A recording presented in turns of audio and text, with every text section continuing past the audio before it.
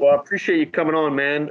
If you just want to start off, take us through kind of transitioning from the end of your playing career to starting the offensive line performance in 2008 in Chandler.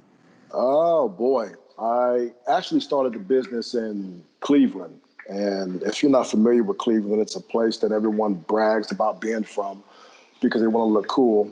But that's my actually hometown. So when I started the business, I built it in Cleveland first.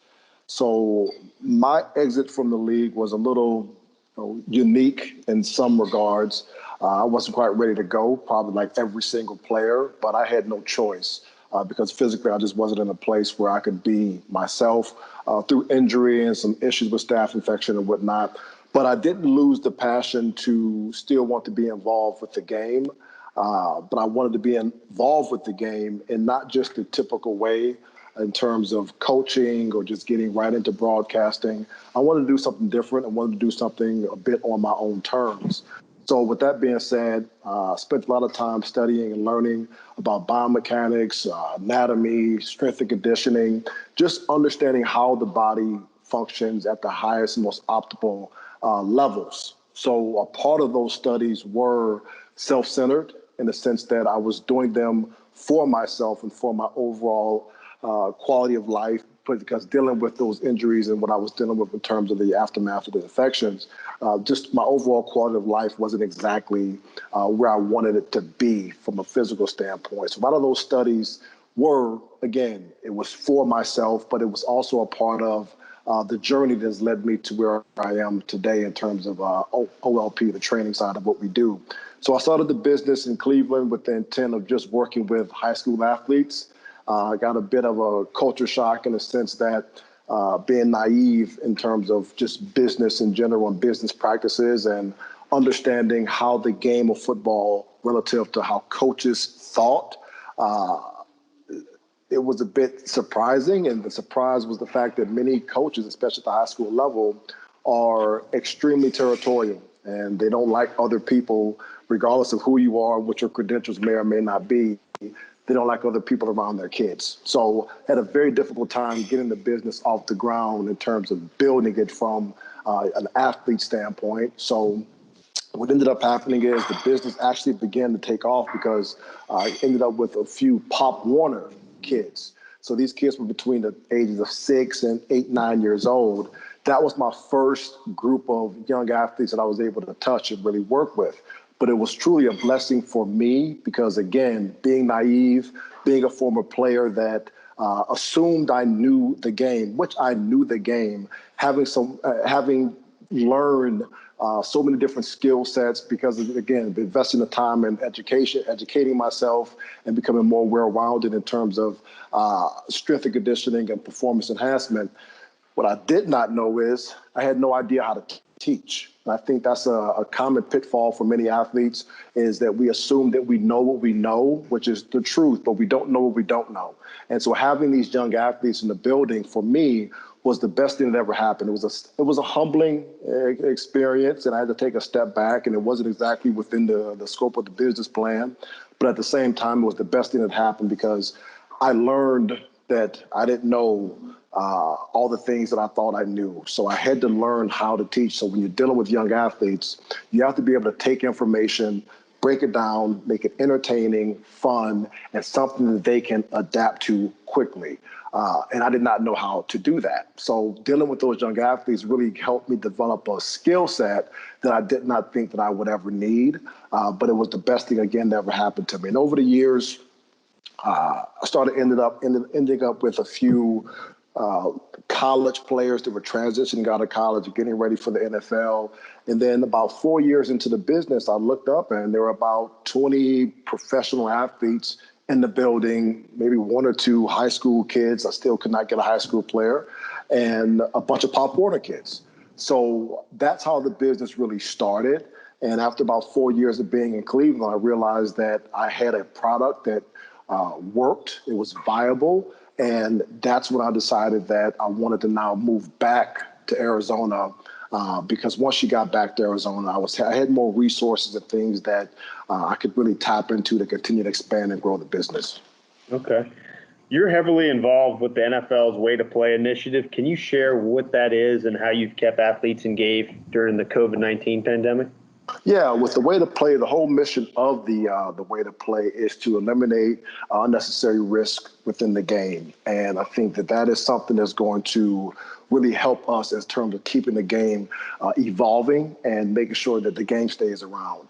In regards to the whole pandemic, the virtual training system that we put together has really been a key element in keeping athletes ready in terms of when they get back to their respective coaches. They're now at least at a baseline state of readiness versus just keeping athletes in a very sedentary state. And when they get back to their coaches, they're starting not just from baseline, but they're now working from a complete deficit. So with the function of that was to keep the core engaged, keeping and maintaining a level of explosion, but obviously all without the implementation of heavy weight room equipment. It was rubber band based, a towel, a lot of different plank type positions. So again, it was just a minimal approach, but at the same time, it was functional in regards to the demands of our sport, which is football. LeCharles, I know this is kind of an odd question since most good memories don't come in training camp, but do you have a favorite training camp memory, either on the field or maybe some team bonding that happened off the field? My favorite training camp memory had to have been my very first day of training camp in New Orleans. It was real Thibodaux, Louisiana at that time, and I remember the heat, the heat, the humidity. It was a bit more than I was expecting. So, anyhow, I took the same approach that I would take getting ready for practice that I took in college. I put on my knee braces and your ankle supports and all these, gadgets that you put on to protect yourself. And we got about halfway through warm up, and I literally felt like my body was melting, and my knee braces literally slid off of me. My ankle braces somehow became completely untied. It was really one of those welcome to the NFL moments, and not just welcome to the NFL, welcome to Louisiana. Being from Ohio and having all these training camps in Columbus, that humidity it's a whole different world that you're dealing with. So again, it was one of those things where I learned how to become a minimalist really fast in the NFL. And next thing you know, I'm not wearing ankle braces anymore. I'm not wearing knee braces anymore. I'm just keeping the bare minimum amount of equipment on as I could.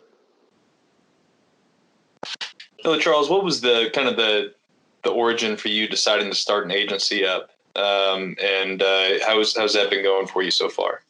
Well, the agency has been going great. It's really been a part of the DNA of what we've been doing over the last 11 years, kind of getting back to the inception of OLP. When I started taking on young college players, I was taking on players that didn't have what the quote unquote pedigree. So a lot of those guys are going to be just undrafted. So with that being said, there weren't a lot of agents that were sniffing around them and were willing to invest money into them. So what I was able to do at that point in time was to begin to handpick a few college players that I thought were really good players, but just slightly overlooked. So if I had to go to the D2, 1AA level to find players, I would do so. But I also knew that if I were to bring those players in, it was going to be an investment that I was going to make into those players. So in lieu of those players having agents, I would make the investment from a business standpoint into those players. And so how the compensation at that point in time was just all sweat equity. So if the players made money, then I would make money. But you would have to pick the right people and make the right investment. And sometimes, dealing with any type of piece of real estate, so to speak, sometimes you win, sometimes you lose. But I was in a position where I knew I had a product where I had something tangible, in the sense that if I thought a player was good enough, if I could work with them, they would trust me, I would trust them, that there would potentially be a quote reward on the back end. The player would have the career that they wanted, and I would also be able to share in the windfall financially that the players would then attain, and rightfully so. So anyhow, as the years have kind of gone by, I've built that model and that self-contained model. I've never become an agent myself, but I've managed the careers of so many players over the years that I finally decided that, look, this is what I want to do and be able to provide a higher level of service in-house to our athletes and specifically to offensive line athletes. So again, what we provide to the players is a truly tangible service. I'm of the belief that at the end of the day, nobody in this business can, quote, get a player paid. Players get paid based on performance, not because the agent or whomever it is says, well, I want Johnny to get $10 million. Well, that's nice that you want that, but that player has to have that value. And the services that we've provided and built out over the years, it's tangible. We have an opportunity to really provide something to the athlete that can increase and impact the player's performance, that can make a more well-rounded human being that's more positioned to transition into life after football. Being able to take those tangible and intangible skills that you develop as a player and begin to implement them in life. So with all that being said, the agency is going extremely well. We have about 20 clients right now, and I love it. I think that right now this is where I'm supposed to be, and providing this type of service and mentorship to these young men has really been a part of my calling at this point in life. So are you actually a certified agent now? No, and I never want to become one of those. Okay. But we do have an agent on staff, and he's our lead contract advisor. He's NFLP certified, and what we're working on right now, we have a couple of players that are in that retirement phase, and they are now getting ready to begin diving into that world. So again, these are players that have been with me for 10 plus years of their careers that are getting ready to transition out, and they're now transitioning over to player representation. So everything we do is built around this little ecosystem, this little bubble where it's trust, it's continuity, it's relationships. And I know that term, oh, it's all family. Yeah, it's family, but at the end of the day, you still run a business. And I'm 1,000% a capitalist, but at the same time, I want people around me that I can trust. I want people around me that are around for the right reasons, which is giving back to the game and giving back to players. And I mean, you kind of hit on it a little bit there, but why specifically offensive linemen? Because they're the smartest and the coolest people on earth. That works for me. Well, why specifically offensive linemen, outside of me being a smart ass? It's because, number one, it's who I am. It's twofold. From a personal standpoint, I enjoy being around people that are like-minded. And generally speaking, I feel that the mentality of an offensive lineman is representative of not just the mentality within the segment of our game of football. It's a everyday man, everyday woman mentality. The offensive linemen, they're the person that's going to get up in the morning, they're going to put their boots on, put on their hard hat, they're going to get all of the blame and very little of the credit, and they're going to do all of the work to benefit the people around them. And if we take that same reality and we juxtapose it into the real world, so to speak, well, that's the garbage man. That's the mail carrier. That's you guys as well. That's society. That's the people that make our world and our country what it is today. It's that same mentality that you're going to get up in the morning, you're going to work your butt off, you're going to do all the things that aren't necessarily going to benefit you, but they're going to benefit the whole. So with that being said, what makes offensive linemen unique to me is, look, yes, they're these big, strong men and even women, but they're also the everyday common person. So I'm not someone that is a bit, I'm not bougie and uppity and all that type of stuff. I consider myself, a common person. So the people that I want to surround myself with, I want to surround myself with people that are like me, that are like the people in my community that I grew up around, that are like my mom, that are like my dad. And it just so happens to be offensive linemen fit that persona. So living in that world, it keeps me around people that I'm extremely comfortable being around. I'm sorry, I think quarterbacks are great, but I don't want to be around some of those type of guys, especially when you start talking about wide receivers, unless it's Michael Thomas. He's different. He's built like an offensive lineman from the neck up. He's that guy. But if you start talking about these other positions and we start getting into the performance world, I just don't want to be around people that aren't focused on the main thing. And the main thing is taking your career and really building something special and unique for yourself and your family. I'm not interested in how big your chain is or how, what colorful your car is, how big your rims is. I love going to our facility each and every day and I see 6'4" trucks out there. To me, that's the everyday common person, and I love being around that. From a business strategy standpoint, it's a niche market, and living in my world of a niche market and being an expert and being able to service this particular niche market, it creates a competitive advantage for me. So by being very focused in a specific area, it allows me to continue to expand and own that respective lane. So when it comes down to representing offensive linemen, it comes down to training, it comes down to content creation, I'm able to live in that world and be a sought-after expert in that world. And from a business strategy standpoint, it does create an advantage. Whether it's on the offensive line or elsewhere, in training camp this year for the Saints, is there a specific position battle that you're going to be looking for on offense this year? I'm excited to see the young guy, Cesar Ruiz, what he's going to be able to do. I know that Larry Warford is no longer there, and I think that Ruiz has played guard in the past, and I know he's a collegiate center and a very good college center. But I also think that McCoy was a really good rookie last year, had a great season as a rookie center. I think he has a tremendous upside to him. So between that right guard spot and that center position, I'm curious to see how they work out that battle, so to speak, of who's going to be the guard, who's going to be the center, because that offense is predicated on having big, strong guards that can maintain that pocket. And it's going to be interesting to see, considering the fact that a young guy hasn't had OTAs, he hasn't had any mini camps, you haven't had any true exposure to what it is to be in the National Football League, to throw a young rookie that's now going to be transitioning potentially from one position to another at the highest level in the world with as little true preparation in terms of the year that we've been dealing with. It's going to be interesting to see how that works out.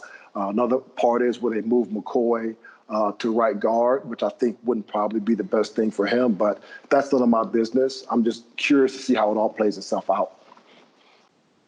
LeCharles, I'm kind of curious to see what you think of where this franchise is, considering where it was when you got to the organization, and your last season here being the 2005 season. It was obviously a very challenging one. I think it's been unreal to watch how the franchise has transitioned. My experience in New Orleans, no, we didn't win a lot of games, but to be honest with you, being in the NFL is a win enough.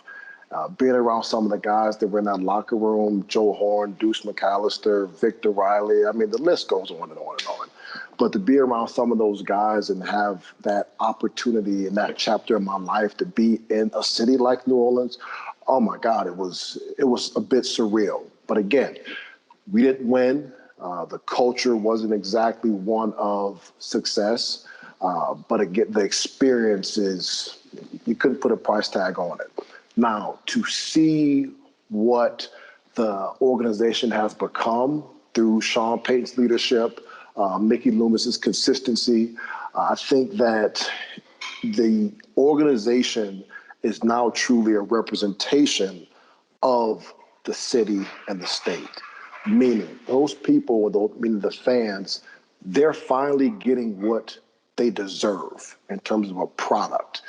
One thing I know about New Orleans and I love about it is the fact that whenever you go, it's consistent. You know exactly what you're going to get. You go down to the French Quarter, you know exactly what you're going to get, and you know what to expect. You go to any restaurant, you know exactly the service you're going to get. You know what to expect. So there's a level of consistency within the city that I think that is a part of the fabric, it's a part of the DNA.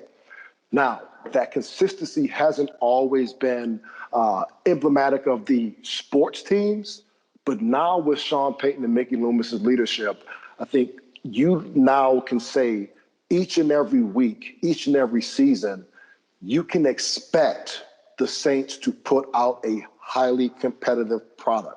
Each and every week, you expect the Saints to win, not just to show up, but to win. So now there's consistency there.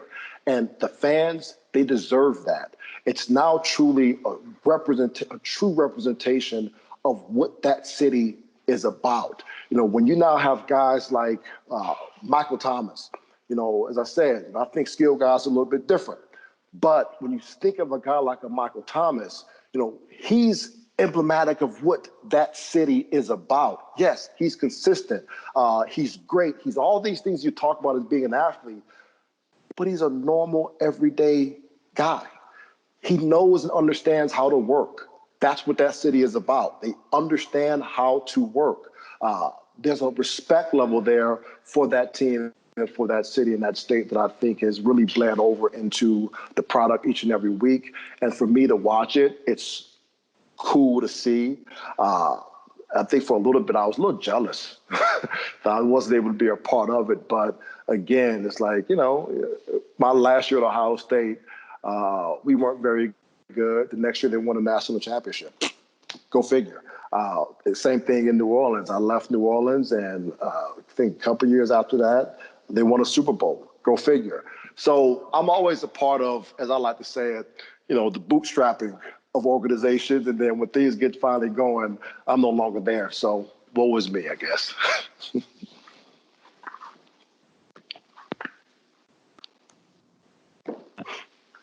Hey, LeCharles, you had a bout with Mercer, and I know that was difficult for you.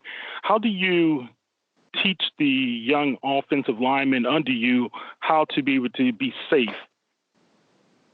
Well, when you say safe, can you expound a little bit on safety? Do you mean from a hygiene standpoint? Yes.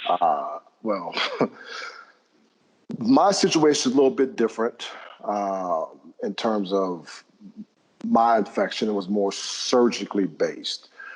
But one thing that, you know, we're very mindful of with our players is teaching them how nutrition plays a significant role in your overall immune health.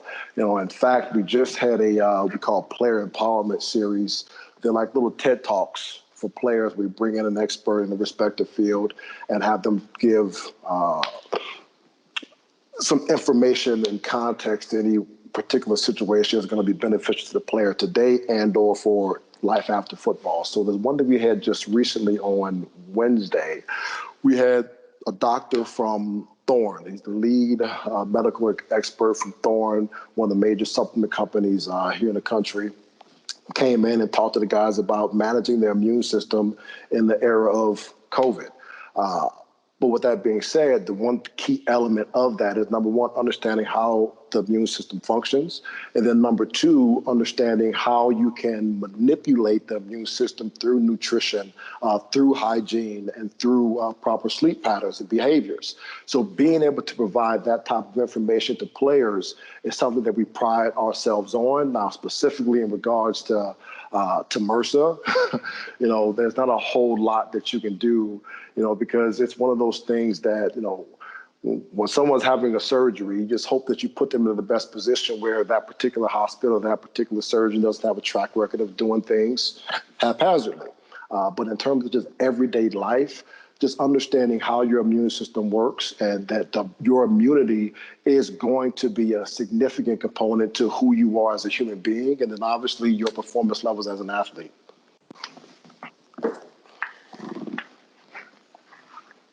Does anybody have anything else for LeCharles? Good deal. LeCharles, thanks so much for joining us, man. I appreciate you guys. You guys all take care. All right, Thank you. Thank you. Thank you. Bye-bye.